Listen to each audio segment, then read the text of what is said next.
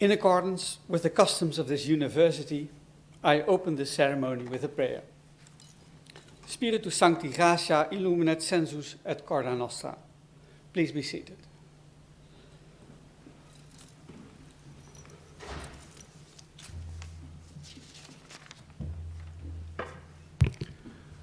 Ladies and gentlemen, a warm welcome to Radboud University. I also welcome the candidate, Dilay Karadöller. I want to welcome your paronyms, Eski Mamus, who is here in Nijmegen, and Demet Euze, who supports you via Zoom, if I'm informed correctly. Your husband, Meli. And we also welcome your relatives and friends who attend this meeting via live stream, especially your son Atta, your brother, and your parents.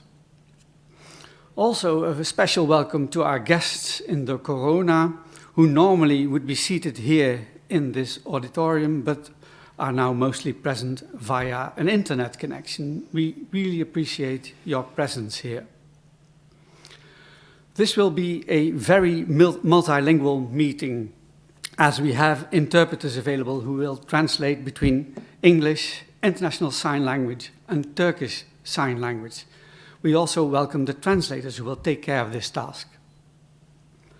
My name is Wilbert Spoor of the Faculty of Arts and acting rector of this ceremony. I will introduce the members of the opposition later to you, but for now, please let me introduce the person who acted as supervisors of this thesis, Professor Asli Ojrek from Radboud University, and co-promoters Dr. Beyza Sümer from University of Amsterdam and Dr. Ecne Unal of Özyeğin University, Turkey. In this academic session, Ms. Karadöller will defend her thesis in public, and therefore I give now the floor to the candidate. With the permission of the doctorate board, and in order to obtain the degree of doctor from Radboud University Nijmegen, I would like to defend in public my dissertation entitled Development of Spatial Language and Memory, Effects of Language Modality and Late Sign Language Exposure. Children from very early on observe and act on the objects around them. Reasoning and communicating about spatial relations between objects are among the fundamental abilities that children need to develop. During my PhD, I investigated the questions of how children develop the ability to communicate and reason about spatial relations and which factors influence this development. These are not new questions. However, historically, research on the development of spatial communication and reasoning focused only on speech. To do so, researchers investigated speech development and its relations to cognitive processes such as memory for spatial relations. In these investigations, they only considered variations in different spoken languages. Unfortunately, this focus prevents us to get a broader picture of development of spatial language and cognition, because the effects of other possible variations in language acquisition situations are less known. One of these variations is the modality of language children are exposed to. For instance, speaking children do not only get exposed to speech, but also observe co-speech gestures in their language input. Moreover, deaf children acquire sign languages that are expressed solely in the visual spatial modality. When it comes to expressing spatial relations between objects in speech compared to gesture and sign, there are quite a bit of differences. Let's see examples of the way spatial relations are expressed in speech, in gesture, and in sign. Imagine that you are describing the spatial relation between the toothbrush and the cup, let's say in English. You may use spatial terms such as left-right. Using left-right provide the exact spatial information between the objects. You may also say next to or side. Such a description would be under-informative because it fails to convey the exact spatial information between the objects. Speakers can also use gestures together with speech.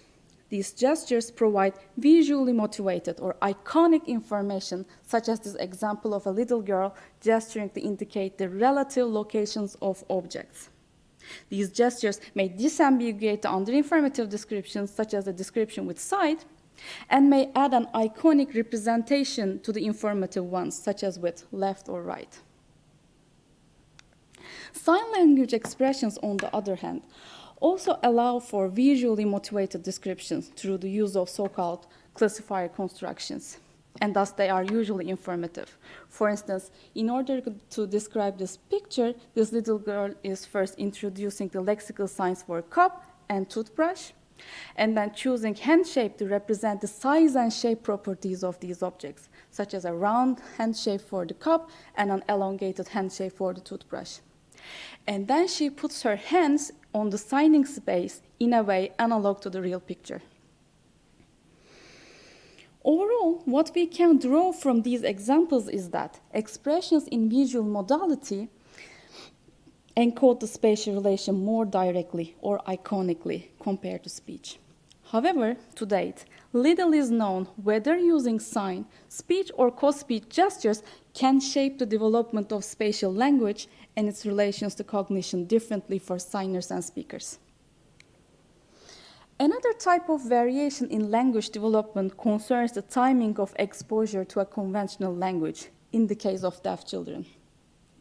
Imagine that a baby born without access to hearing. There are two scenarios for language exposure ahead of this baby.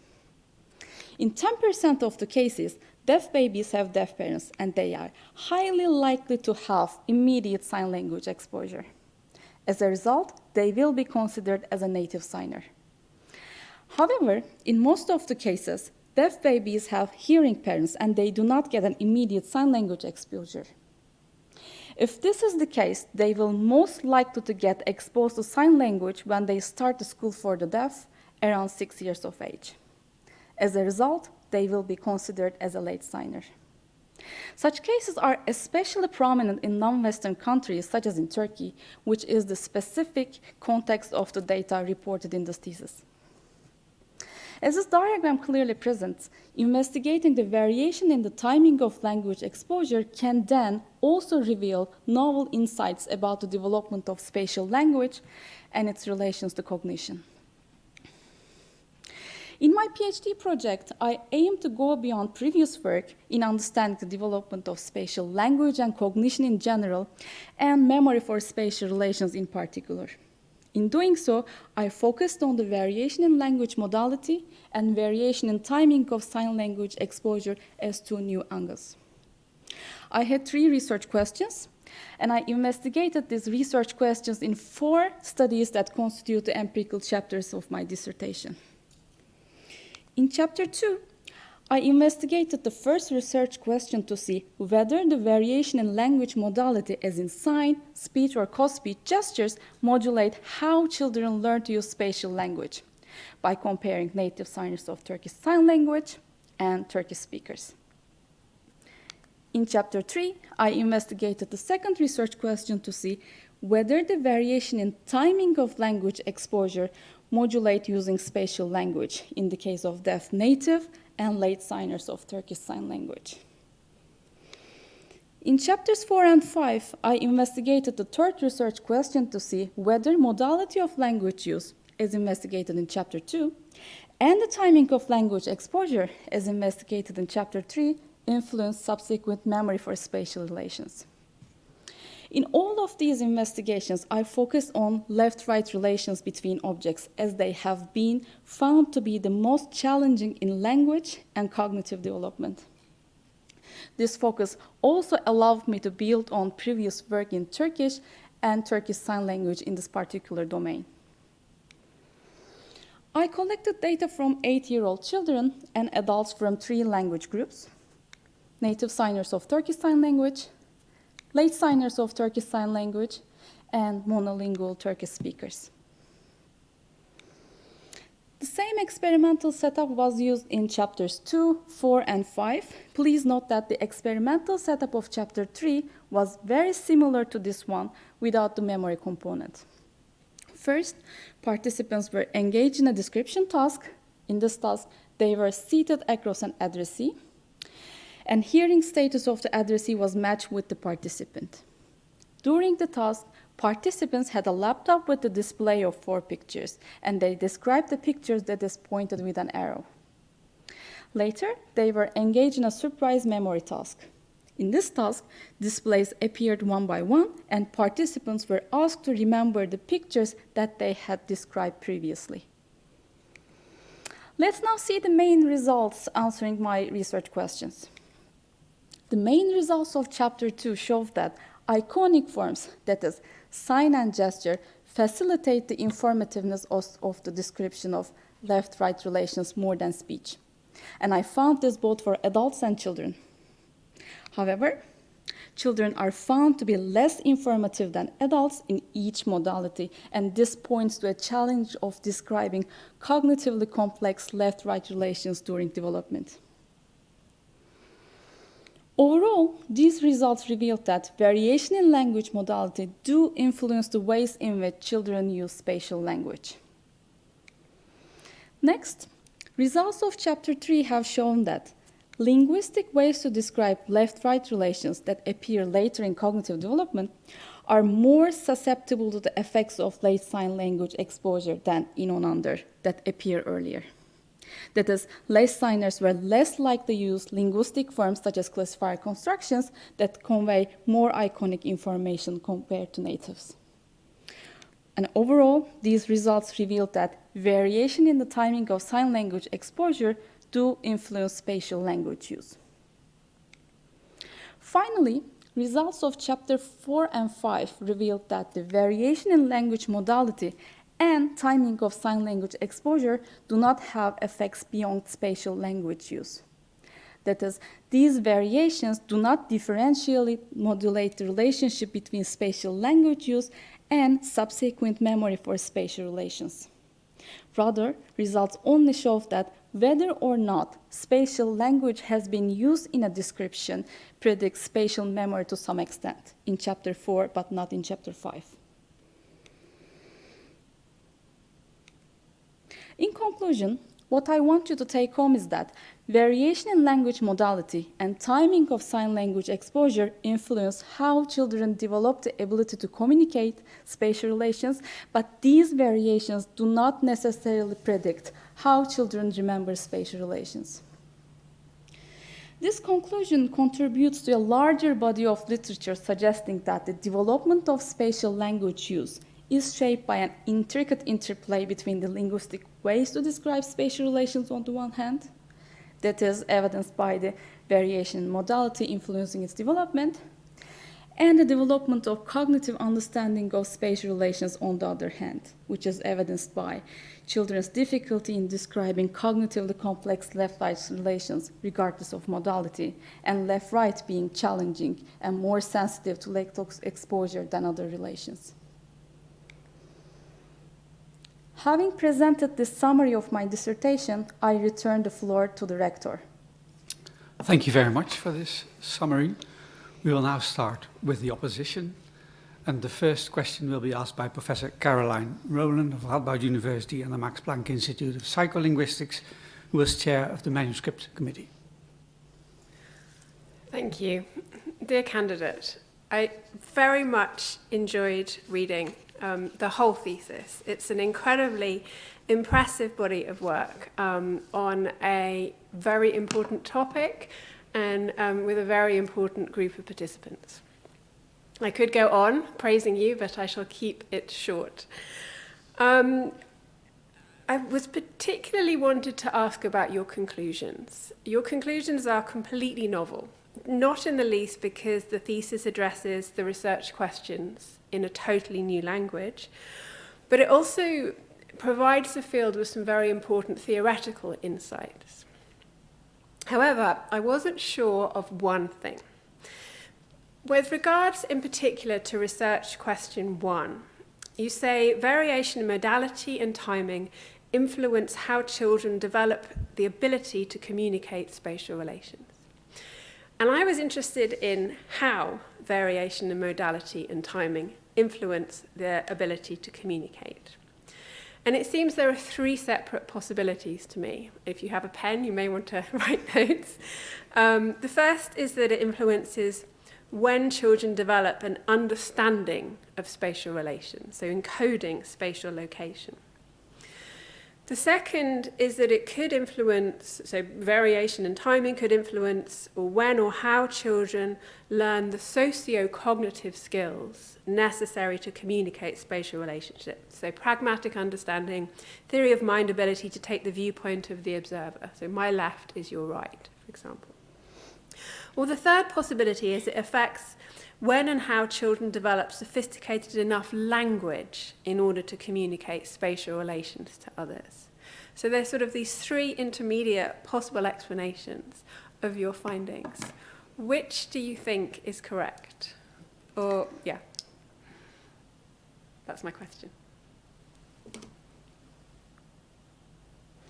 Honored Madam. First of all, thank you for your compliments on the content of my thesis.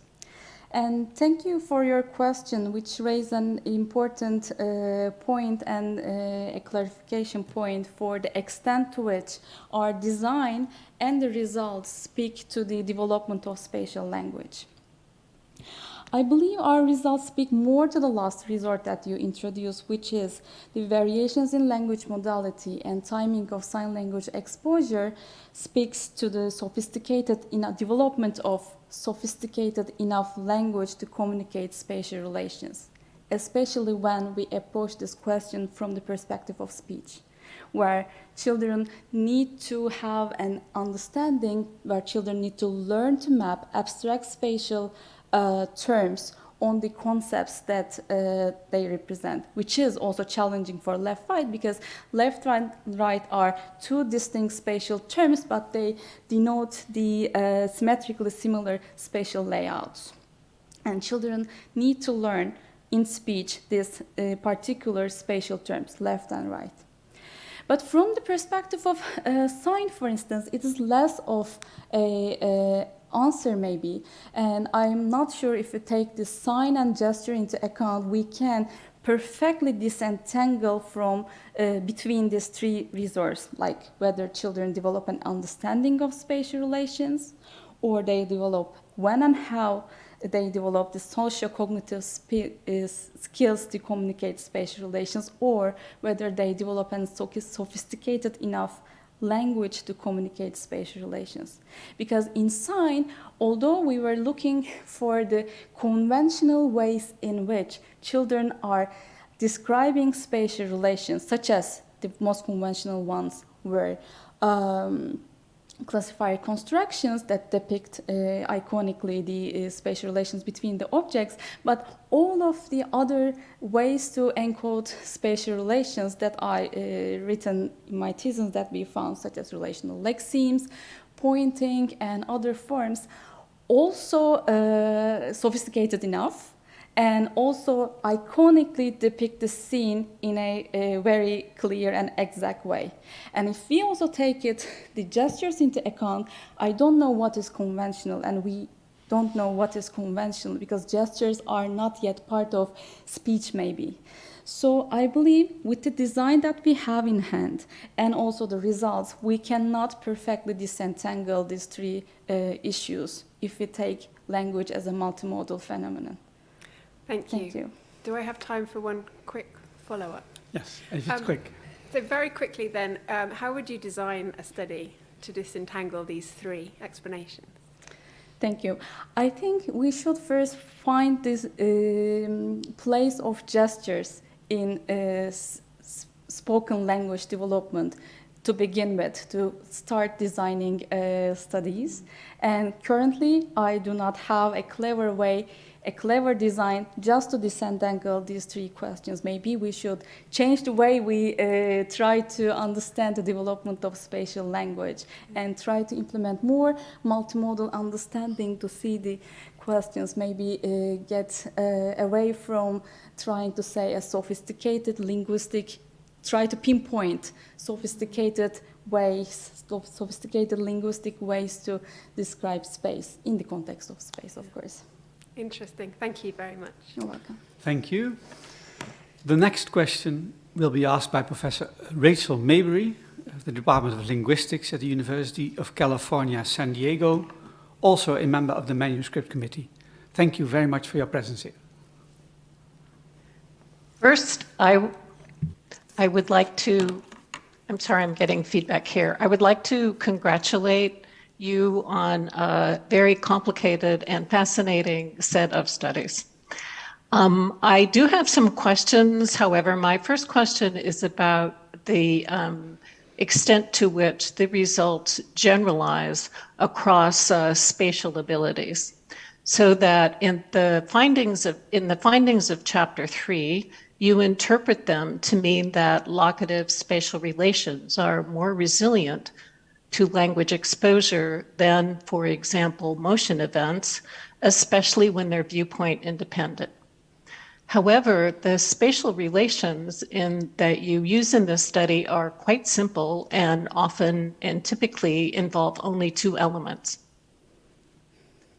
So my question is, do you think that there are limits to the resilience of understanding and expressing spatial relations that depend upon the complexity of these spatial arrangements?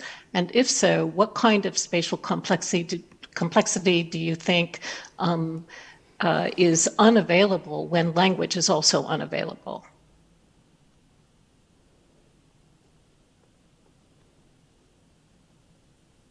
Honored Madam, thank you for your compliments on the content of my thesis. I would like to start with the differences between motion events and static spatial relations. Motion events have multiple components if we compare them to the static spatial relations. They have an agent, they have a source or a goal, and manner and path of motion of this agent towards or away from this goal. So these are multiple components that signers or speakers need to introduce in the scene in order to describe them. Static spatial relations, on the other hand, are more simpler. They have, especially the ones that we have, only two items that are in a different spatial configurations. Here we wanted to, in our study, manipulate or test the complexity that is coming from the cognitive complexity of these relations. For instance, research shows that there is a significant order in which children learn to map these spatial relations. In on under start at the first ones. For instance, even children can learn to map in around age 2. And left-right, on the other hand, are cognitively complex and linguistically also complex that they are mapped very later on. Another way to maybe compare the complexity within static spatial relations could be to introduce more reference in the scene.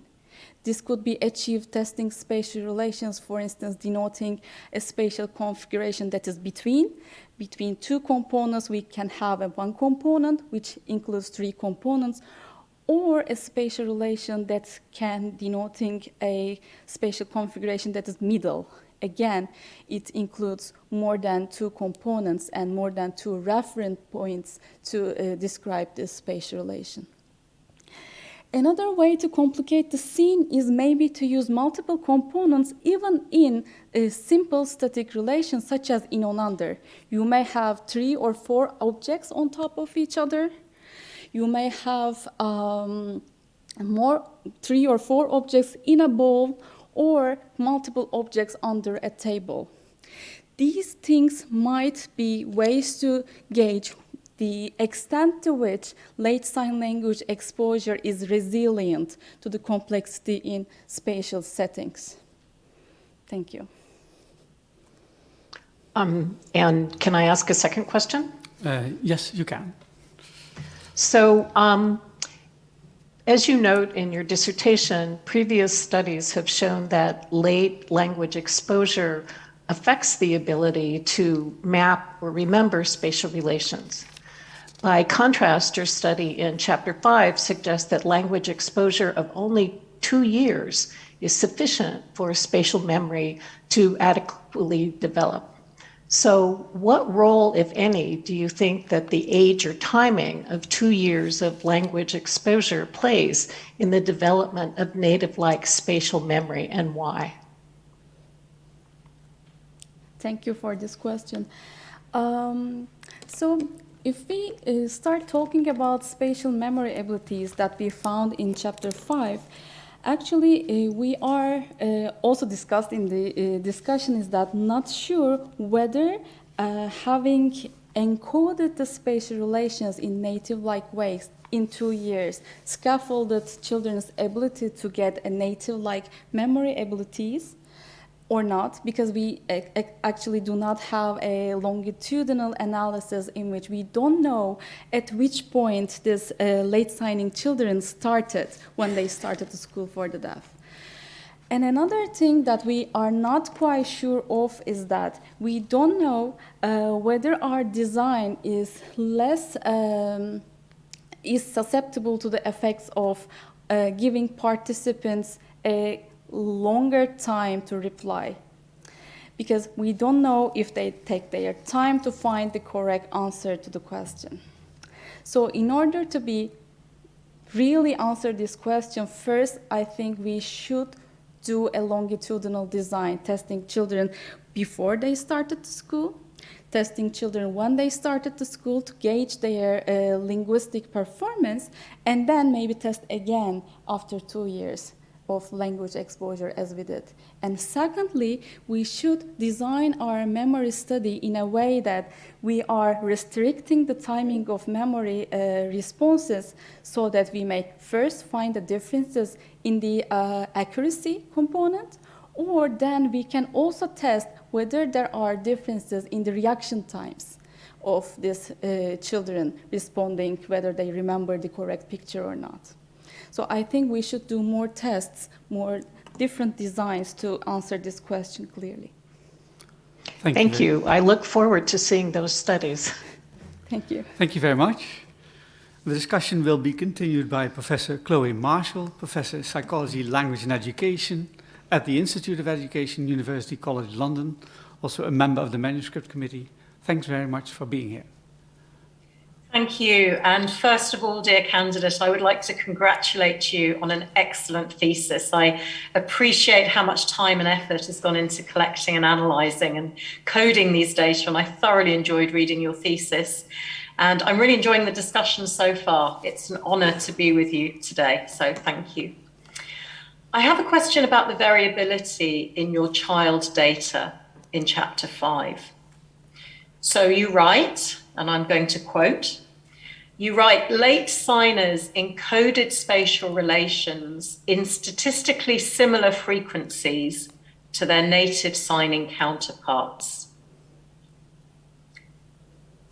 And I'm particularly interested in the child signers.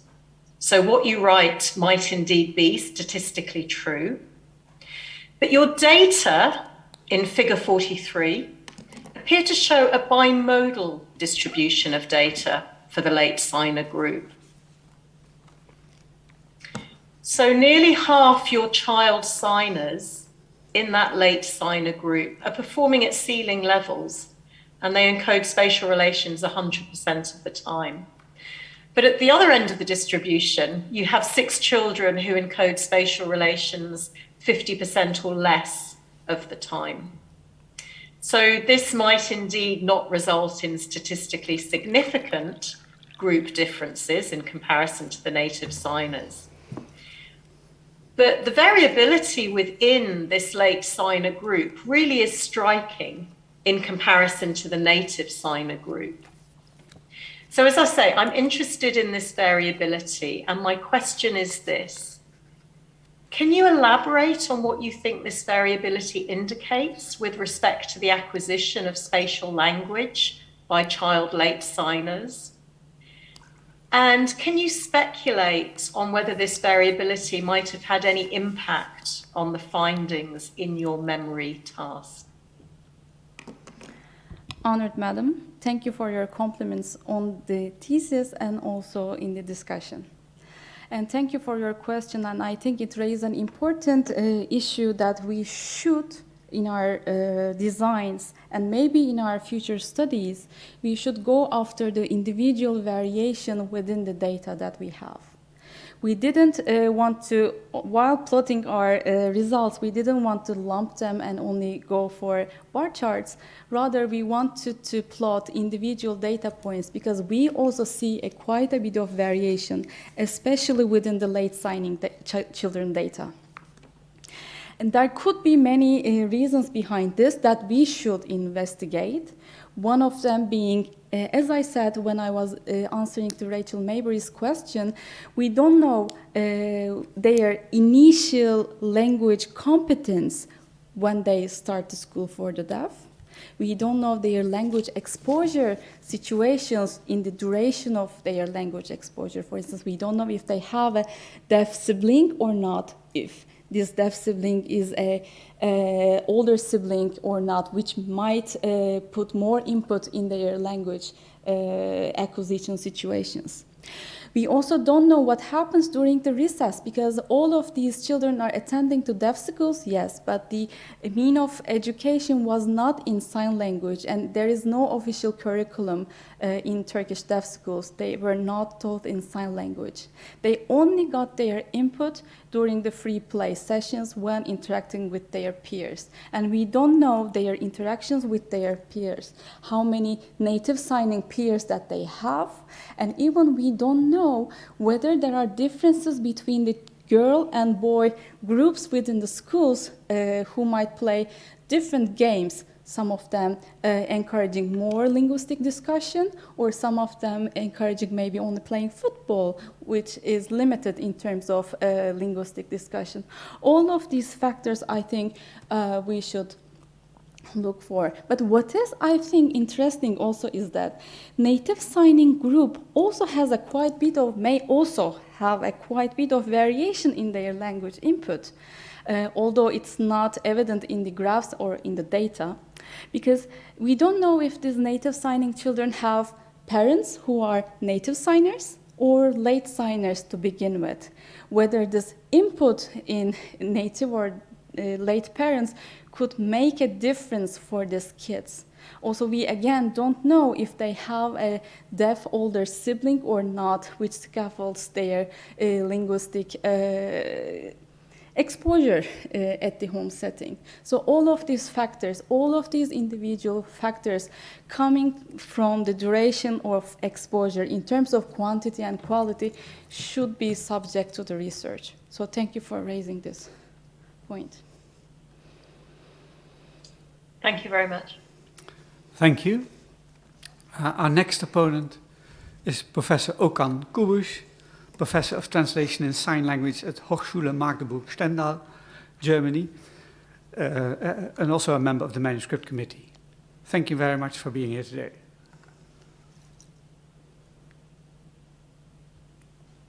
Thank you very much.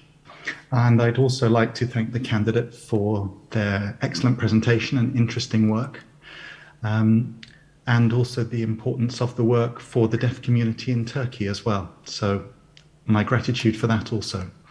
My question is more to do with perhaps chapter 3. And I'm interested to see for those who are late learners, there are a number of factors that are influential, and I'd like to know more in terms of spatial language and encoding and this relationship around language and linguistic forms. So I'm interested to know, although they may have certain skills, what errors you may have found as well. And how did you manage that in terms of your analysis of your data? If you could give some further explanation to those points, please.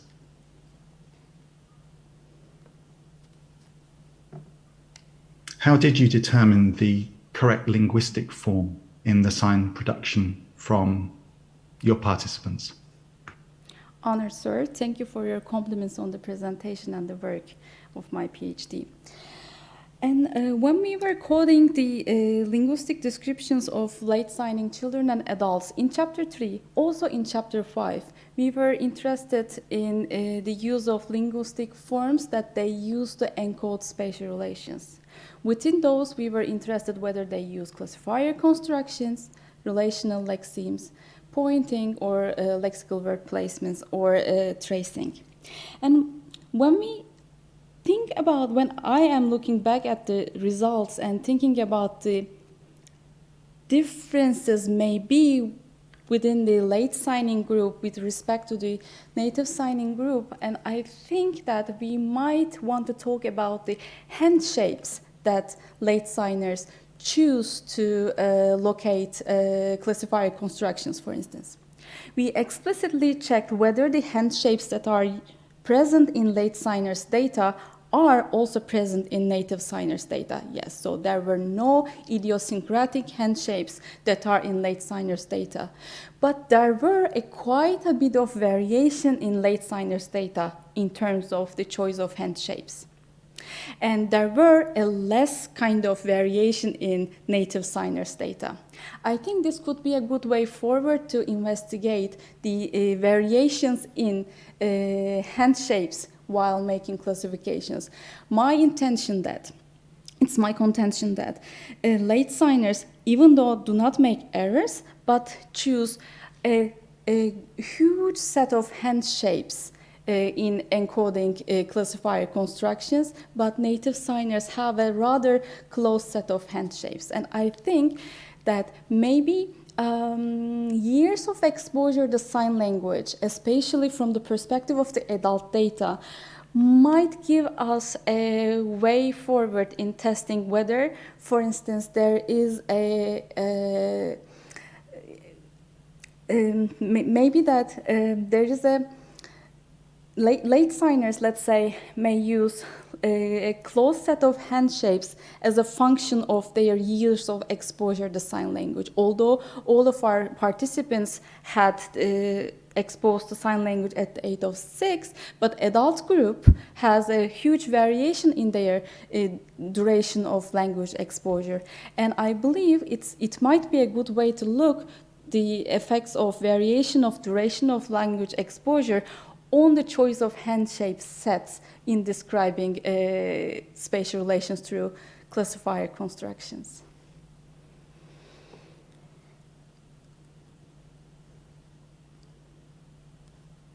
Thank you very much indeed.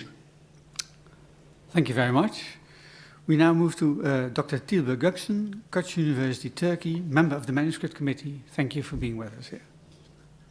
Thank you. Dear candidate, I first congratulate you for the wonderful thesis. I really enjoyed reading it, and I think it brings up a good interdisciplinary view on spatial language, spatial memory, and how we represent space in general. And I also, I think the study is very timely, and all the experiments are well conducted. So first of all, thank you for all these. And my question is about, you actually mentioned, we discussed a little bit about the variability in your data set, but when you were responding to the earlier questions, you mainly focused on the contextual factors that are related to it. So my question mainly relates to individual cognitive factors that might also relate to these factors. So we know that individuals vary a lot in their cognitive abilities overall, and specifically in their language abilities, in your signers and in your, mainly in your speakers too, Turkish speakers too. So I would like to ask the question of, because one thing is you mainly use some of the language or memory tasks just to match your samples. But I wanted to ask, what could be, what the factors, individual cognitive factors you think would influence the results, mainly in relation to spatial representation to language and language to memory, basically. So if you can just elaborate on that a little bit. Honored Madam. Thank you for your compliments on the content of my thesis. And also thank you for your question, which raised an important issue about the individual variation in the cognitive factors that may pertain to the variation in linguistic use and also variation in cognitive measures that we have gathered during the data collection. As you have said, I did measure some cognitive factors. For instance, I had a measure of visual working memory scores of the participants through a course block topping task. But as you said, I only use it to match the groups. I checked whether late signing children and adults are similar to their native signing counterparts on chapter 3 and 5, on chapter 5 only, sorry. And also I checked whether native signing children and adults are comparable to their speaking counterparts on chapter 2 and 4. However, we did not check whether individual variation in visual working memory score can predict the spatial memory abilities of these children that we have measured and reported. Another thing that we might have looked at, but we didn't collect this, to look at the visual attention or perceptual abilities of the participants, especially considering two things. The first thing is that we also have an eye tracking results of these participants during the planning of a description and during the description as well. Also, considering the fact that we have quite a bit of complicated displays with 4 pictures and 2 objects within each of them, but the only difference is being the spatial configuration of the figure and ground items with respect to each other. So it's possible that if we had taken visual attention and perceptual abilities into account, we might maybe measure how discriminative was the children or adults across the groups and whether this can predict their visual attention measures that we measured through eye tracking. We didn't do that, but for the memory part, I think it might be a good way to check. And also, this individual variation in visual working memory might also predict something that we are missing within the chapter 5 that we are reporting null effects of spatial language use to spatial memory. Thank you. Do I have time for a quick follow-up question? Yes, you have. Okay, so basically my second question was going to be about the mechanism related to, the exact mechanism, what you can consider related to spatial language to memory. And as you explained very well, part of the eye tracking data or some other visual attentional skills, mental imagery, or general linguistic skills, not just that, would be related to it. I agree with that. But I also would like to follow up some of the questions related to it is whether some of your null effects in the memory task is actually as a result of the task itself rather than the real effects, basically. So what would you think? Can you just elaborate on maybe in a few sentences what other, if you have in mind, what other task, another possible task would be better to really get the memory language link? So if you have any ideas. Thank you. If I am to speak with the mechanisms behind spatial language use and memory, we can speak of certain mechanisms. For instance, linguistic encoding of a certain picture within our display might cause participants to allocate more attention to one of the pictures.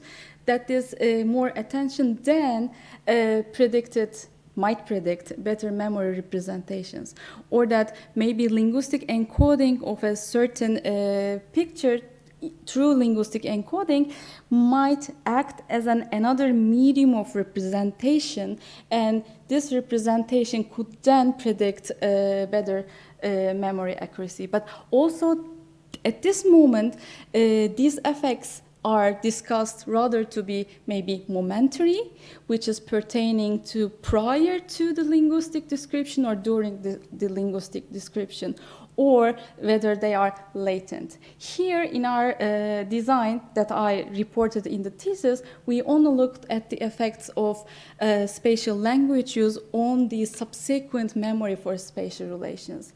It might be also important to look at the eye tracking data during the planning of a description.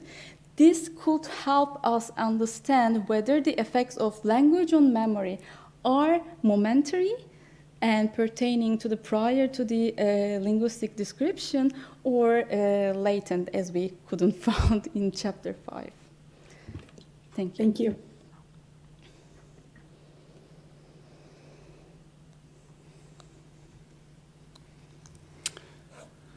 Thank you, and the discussion will be continued by Dr. Gerardo Ortega, University of Birmingham, United Kingdom, but presently in Mexico, if I'm well informed. Thank you for joining us today. Hi, Dilay. Thank you very much. I would also like to congratulate you for your work. This is really, really impressive. And everybody here who works with the deaf community, we know how difficult it is to recruit participants, to make connections with the community, and let alone doing it during the pandemic. I can understand that all the challenges must have been incredible. So congratulations for achieving such high standard of work despite all the hurdles and the difficulty that is to collect data in these days. My question relates to iconicity and your coding of iconic spatial descriptions. Your findings are really, really important, and they add to the growing body of evidence showing that iconicity facilitates language learning. Right.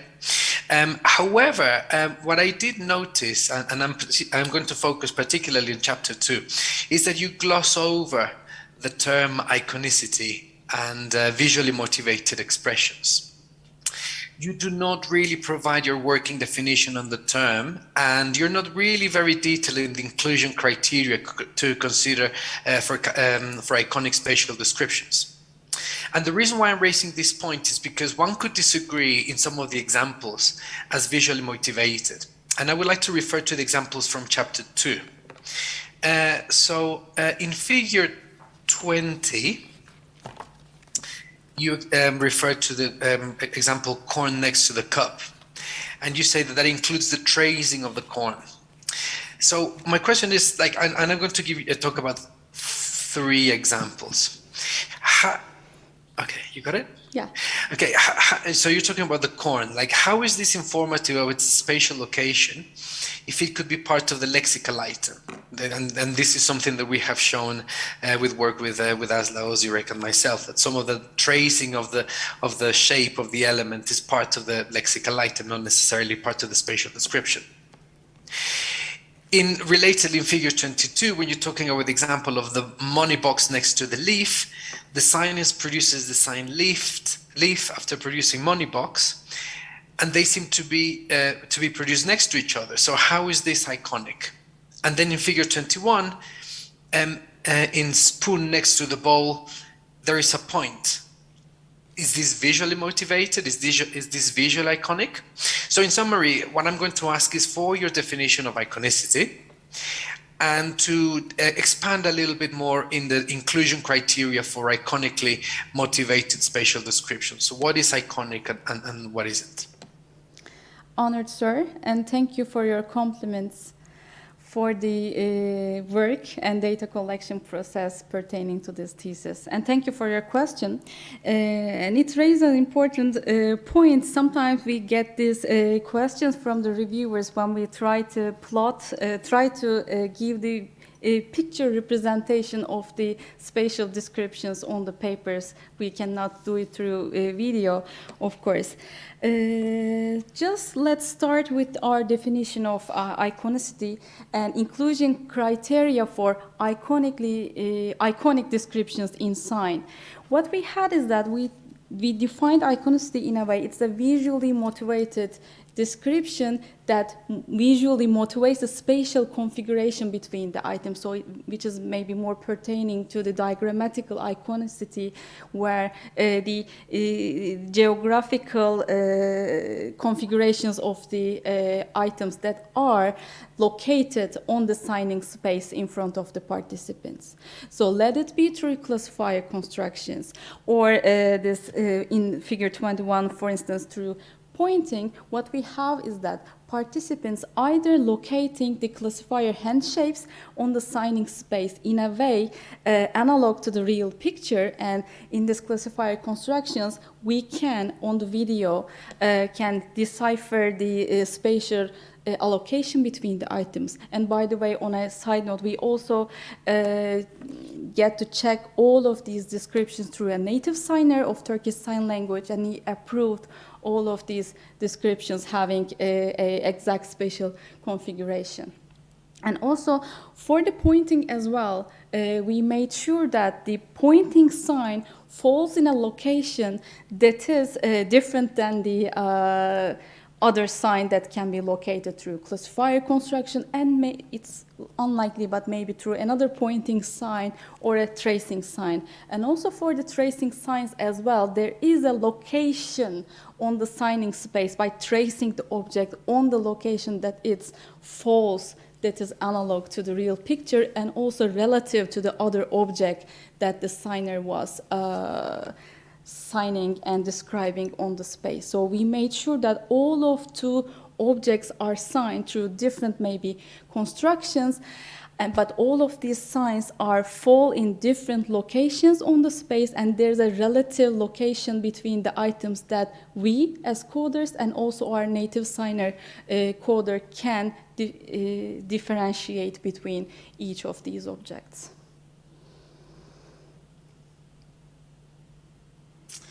May I have a...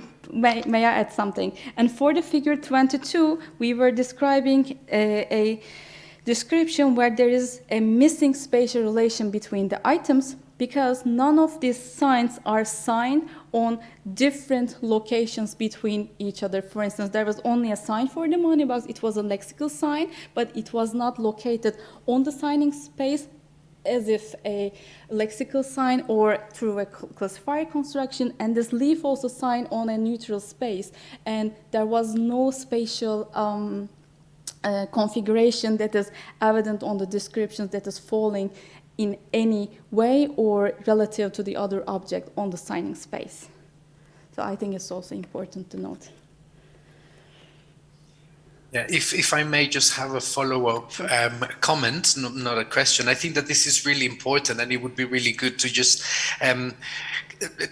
disseminate these ideas and this coding scheme with the world, because, you know, like this, coming from the spoken tradition, we always assume that the spatial description is going to be included in one separate sign, right? Like a left or a right. But in reality, the visual modality allows that even just by describing the lexical item in a specific location, that is already quite telling. It is the lexical item, but it's also a spatial description. And this is some of the work that Olga Capricci recently published, right? It's like signs are not only iconic, they also have some elements of indexical and so on. So it's really, I was just very curious to hear your comments, but obviously you have a very good idea of like the impact of a visually motivated form. So it would be good to share your ideas and your coding scheme with the scientific community.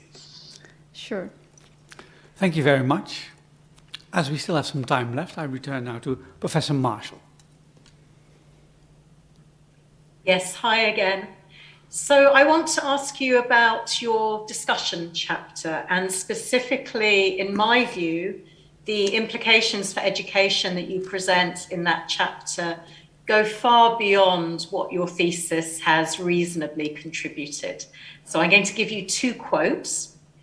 First, on page 202, you claim that your findings show how important it is for deaf children with no access to sign language to have platforms that allow them to gather with other deaf signers, especially native signers who've been exposed to language from birth. So that's one quote. The second quote on page 203, including teaching a sign language as part of an official curriculum has the potential to enhance children's language development, because these children have only limited access to sign language compared with their native signing peers. Now, regardless of what your research findings had been, they surely would have no relevance to whether deaf children should have access to sign language, because deaf children's access to sign language is, or at least it should be, a basic human right. If your findings had been different, would you have wanted to argue that deaf children shouldn't have access to sign language? I don't think you would have wanted to argue that. So I have a very specific question for you. What exactly have you found in your thesis that is relevant to parents and to educators of deaf children? Thank you for your question. And I want to explain first the Turkish context in deaf schools and how our results can provide informed decisions to policymakers in other developing or underdeveloped countries to establish deaf schools. In the Turkish context, deaf schools are established, but there are no deaf teachers, or there are no even hearing teachers teaching sign language. There is no special curriculum in teaching sign language. But what we have found in Chapter 3 and Chapter 5 is that even maybe 2 years of exposure to sign language through their friends, through their peers, kind of scaffolded their linguistic abilities.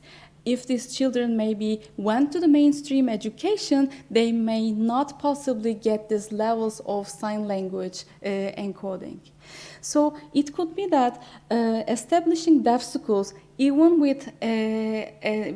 without a specific curriculum, even without teachers knowing sign language, might allow children to have platforms together with other deaf children and potentially with native signing children so that they can pick up some sign language and their development kickstarts. And also this also raises important issues about the horizontal transmission possibilities in sign language exposure that is very crucial. So given that if a country doesn't have any deaf schools yet, they shouldn't maybe wait for establishing a certain curriculum, establishing a high school or university level education for teachers' education programs to provide sign language education, but maybe opening a deaf school, gathering these children together with other deaf signers might help with their linguistic development in sign. This was my idea behind writing this implications section for education. I don't disagree with you, but a quick comment. Of course, what you are suggesting and what I would agree with is counter to a lot of the current ideology in education, which is to mainstream deaf children and not to give them these opportunities. So thank you for answering my question. Unfortunately, we have the same in Turkey and Istanbul. In Istanbul, when I started my data collection process, there were 4 deaf schools. And during the end of my data collection, one of them were about to be closed, and there will be only 3 deaf schools. Parents and even some school masters are directing children to the mainstream education when there is no specific tutoring for them. They will be alone in the classroom with all these hearing children who do not maybe wish to communicate with the deaf one. Yeah, unfortunately, yes.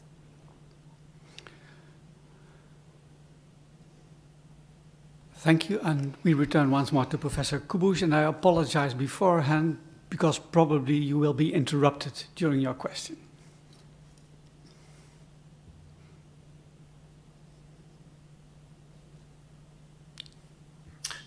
No, thank you. I don't have an additional question at this time. Okay, thank you very much. Then we move on to Dr. Ortega. Okay, thank you. I think we won't have any time. Maybe just like something to reflect for the future. How does your data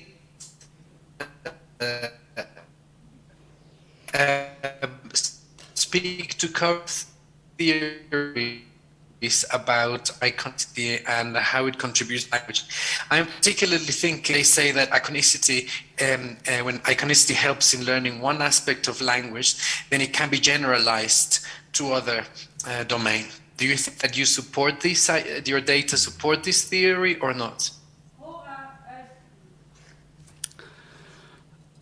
I apologize, but this ends the defense of the thesis. I once again give the floor to the candidate. Having defended my dissertation to the best of my ability, I would like to thank the rector and my supervisor and co-supervisors, as well as all those who have honored this ceremony with their presence. The doctoral examination board will now retreat for its deliberations.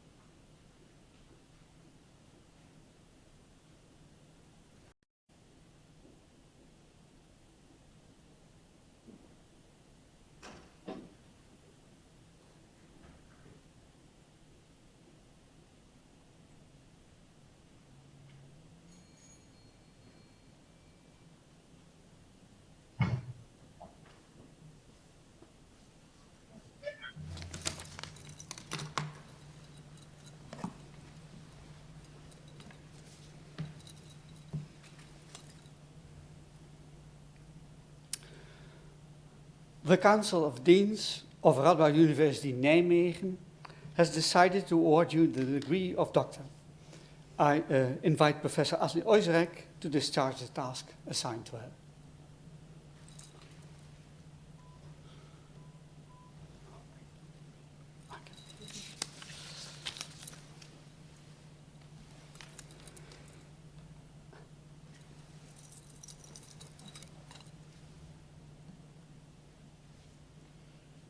Dilay, in the name of the Lord, with the power entrusted by the law to the Council of Deans, I hereby confer upon you, Dilay Zeynep Karadöller Asdaroğlu, born in Üsküdar, Turkey, the title of doctor from Radboud University Nijmegen, to which are attached all the associated legal and customary rights and duties with respect to academia and society.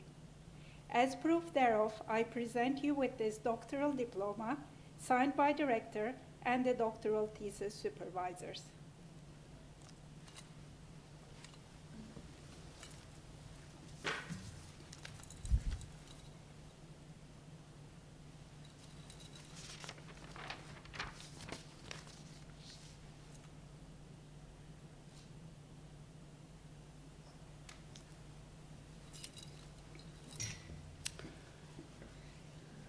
Please be seated.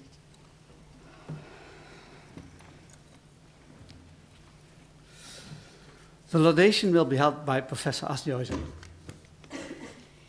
Dear Dilay, Dr. Karadöller, you finally made it. We would like to congratulate you.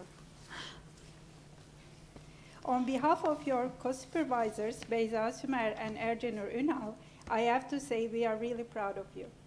I have prepared this laudatio also on their behalf. Around 5 years ago, me and Beyza Sümer had the pleasure to interview you, still virtually back then, for this PhD project on acquisition of sign and spoken language, spatial language, gesture, and memory. Very ambitious. For which a grant we had obtained from Dutch Science Foundation. This research was going to be a follow-up of Beyza Sümer's previous research on acquisition of Turkish Sign Language. Back then, you did not have background on language research, let alone on sign language, but mainly on memory. But I have to say, in our interview, I was struck by how much you gestured on the Zoom screen. And I thought probably she would learn sign language very fast. Of course, this was also a side study we had done with Gerardo Ortega. I'm also happy that my intuitions were very right. In this 5-year period, you made a big jump in your knowledge repertoire. You not only learned a lot about language and language acquisition, but also had to learn literature on sign language, speech and gesture relations from scratch. You also learned Turkish Sign Language quite well in a couple of years and conducted your research with signers by yourself in the last years. Your thesis project was challenging in many other ways. You had to work with deaf children and adults who were exposed to sign language early or late. Such populations are always hard to find, and you had to obtain a remarkable sample size. This also meant a lot of manual annotation and coding at the end. You had to make many trips to Turkey while your family was in Holland. In addition, you had the fortune of having your child Ata in the last 3 years. We are grateful to your husband, Mili, who first came here from Turkey to support your PhD, but also in this hectic period, in spite of having a demanding job himself at Tilburg University. However, you managed to juggle your multiple tasks. On top of all this was the COVID and the lockdowns. In the last year of your PhD, you were literally locked in your apartment in Turkey, which was very tough. Luckily, you had a nice view of the Bosphorus, which I still have to come and see. But you never gave up. Worse was when you yourself got serious COVID and you lost your grandmother. Nevertheless, you managed to go on and finished your contract before your contract ended. Of course, we are very grateful to Faculty of Humanities for the extension you got. You have one great paper published and 2 under review with minor revisions. You gave many talks, organized workshops internationally, and engaged with deaf community. These are really amazing achievements. In these stressful times, you were mostly in a good mood, surprisingly. I will always remember our lively Zoom meetings in the 48 degrees during the Turkish summer. It's of course fortunate, but not surprising, that you got not 1 but 2 job offers before you even finished. One of them is a great McDonald Foundation-funded postdoc at Koç University in the amazing Göksun lab. I'm also grateful to Dr. Göksun, not for this position, but also introducing Dilay to us 5 years ago. The other is a faculty position at Psychology Department at Middle East Technical University. I am really excited that these positions in Turkey will give you more opportunities to work more closely with Turkish deaf community and sign language. I'm also grateful to Beyza Sümer and Ercanur Ünal for their constant availability in your supervision in spite of their very demanding teaching load in their own universities, with the challenge of lockdowns, and Beyza having and raising her own child in between. But we got all the female powers. Many thanks also go to our extended video group, Francie Manhart and Susanna Brouwer, as well as Hükümran Sümer and Yusuf Ermez for helping us with their knowledge of Turkish Sign Language. I'm also grateful to many interpreters for their work today. Finally, especially I would like to congratulate your husband Meli, your parents, your brother, and lovely Ata. Dilay'la ne kadar gurur duysanız azdır. Her şey için teşekkürler. We will miss having you around a lot, but looking forward to our future collaborations and will be curious to watch your future adventures.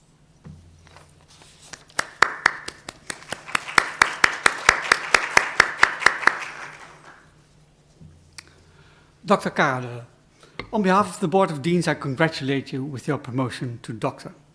I extend my congratulations to your paronyms, and I also congratulate your supervisors with the conclusion of this project.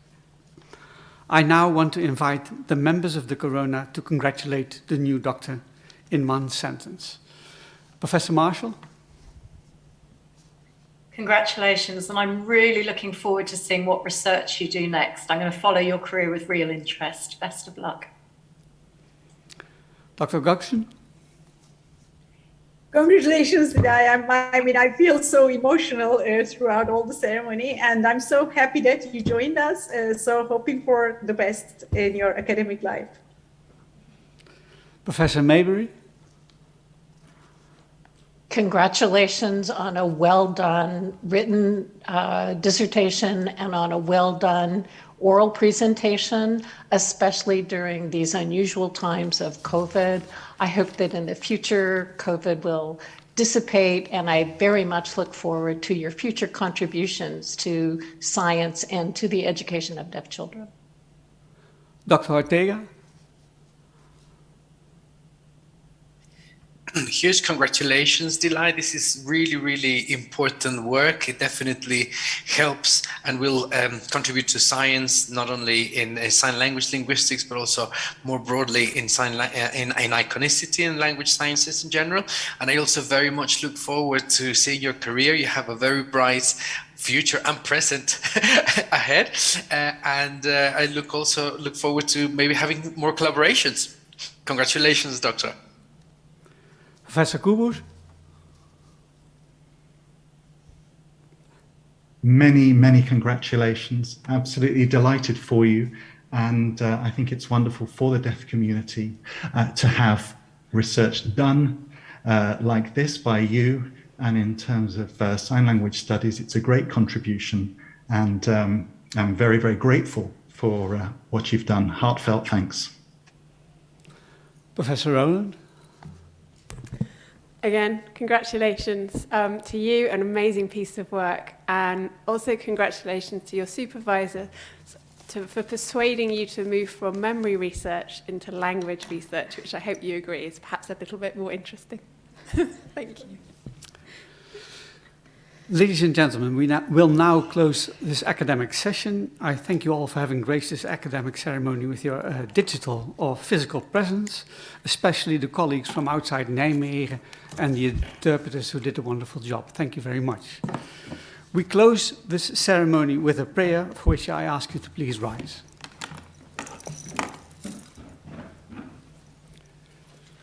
Gratias tibi agimus omnipotens Deus, pro omnibus beneficiis tuis, qui vivis et regnas per omnia saecula saeculorum.